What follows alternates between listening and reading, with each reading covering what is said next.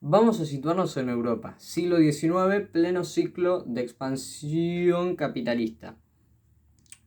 Bueno, hay una crisis de exceso de producción o sobreproducción, como queramos llamarlo, en donde se satura el mercado, es decir, no se puede vender ya que el mercado está saturado, hay exceso de producción. Por lo tanto, trae varios factores negativos esto, como lo fueron la quiebra de empresas o incluso a prestar atención a esto porque en el capitalismo eh, se modifica también esa idea de capitalismo, se modifica a tal grado que el Estado podía intervenir en la economía de este sistema, ¿no? Bueno, dentro del siglo XIX, dentro de este siglo, cambiamos un poco de tema, para hablar de los movimientos, que hay dos movimientos que cada vez van en auge, es decir, van creciendo cada vez más, como lo son el movimiento liberalista o liberalismo o el movimiento socialista o no, sí, socialista o el socialismo. Bueno, vamos a comenzar hablando del sistema liberalista, el cual considera la sociedad como una asociación de individuos libres. Este tiene una monarquía constitucional y privilegia la libertad del individuo frente al Estado y la sociedad. Además, algo que tiene el sistema liberalista, que es muy fácil darse cuenta, es que exige la propiedad como un derecho. Cada persona tiene derecho a tener una propiedad. Algo que ahora vamos a ver que en el socialismo no es así. Bueno, hablando ya del socialismo, estos creían en la igualdad social y en la igualdad social y que no había una pirámide social prácticamente, es decir, todos estaban sobre la misma base, eran todos iguales, según la idea socialista. El socialismo también da esperanzas al movimiento obrero a mejorar la relación con las grandes empresas o grandes empresarios, ya que estos no tenían muy buena relación entre ellos. Otra cosa del socialismo es que es lo contrario en cuanto a la propiedad con el sistema liberalista. Acá en el socialismo no se exige, no todos tienen derecho a una propiedad. No todos tienen derecho a una propiedad, sí.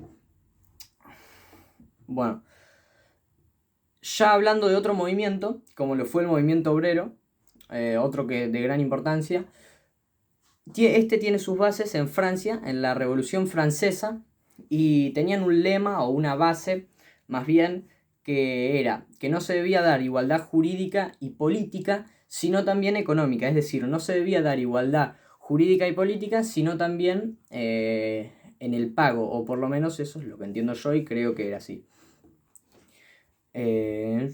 Bueno, ya dejando atrás su base o en qué se centra, podemos hablar de los representantes actuales en ese momento, en el siglo XIX, que lo eran Antoine Blanqui, Karl Marx, Friedrich Engels y representando a la Unión Soviética, Miguel Bakunin.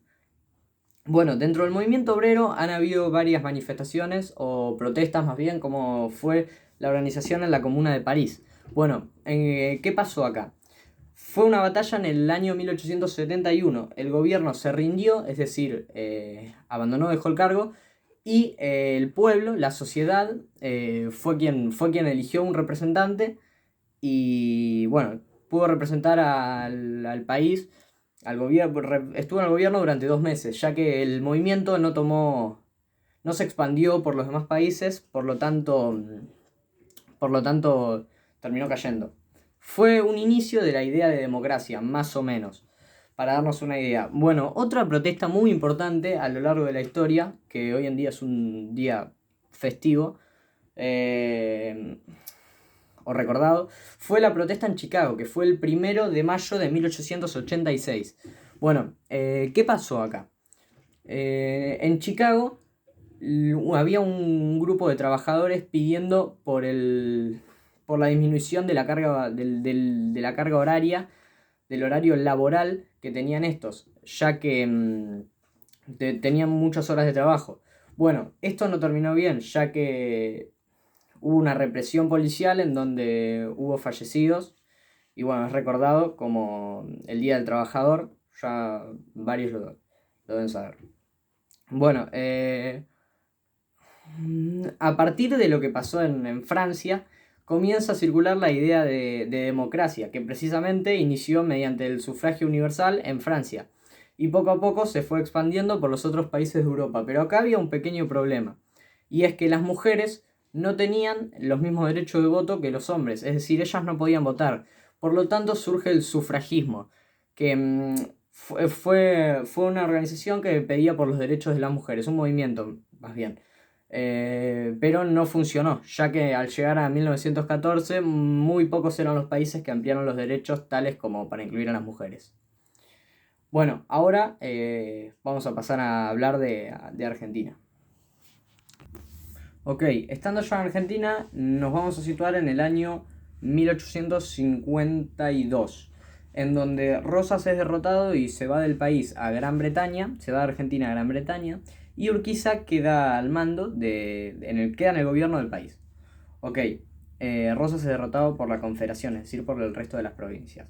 Bueno, estando acá, en el 52, en el 1852, se firma el acuerdo de San Nicolás. Y el 11 de noviembre de ese mismo año hay una revolución liderada por Valentín Alsina, creo que era.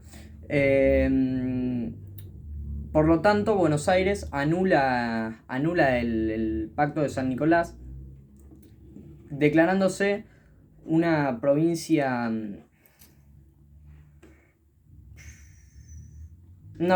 autónoma, es decir, declarándose aparte del resto del país. No sé cómo explicarlo. Y ya así contratan instituye nuevas autoridades en este nueva provincia o provincia aparte del país. No sé cómo decirlo. Bueno, dentro del pacto de San Nicolás se encontraba la posible constitución nacional, y estas sesiones constituyentes comienzan en el año 52, a finales de en Santa Fe, y se termina de dar la constitución, se termina de firmar o se decreta más bien en el 53, el 1 de mayo de 1853. Es sancionada esta constitución nacional de carácter federal, sentando las bases del federalismo, no de carácter federal. Bueno, esta etapa finaliza acá y en el 61, y comienza la época de las presidencias históricas, desde 1962 hasta 1978, creo. Bueno, nunca terminaron de tener una buena relación Buenos Aires y el resto de las provincias, ya que siempre tuvieron una relación muy corta o muy tensa incluso. Bueno, la época de las presidencias históricas comienzan con Bartolomé Mitre, que estuvo en el gobierno en el año 1862 hasta 1868.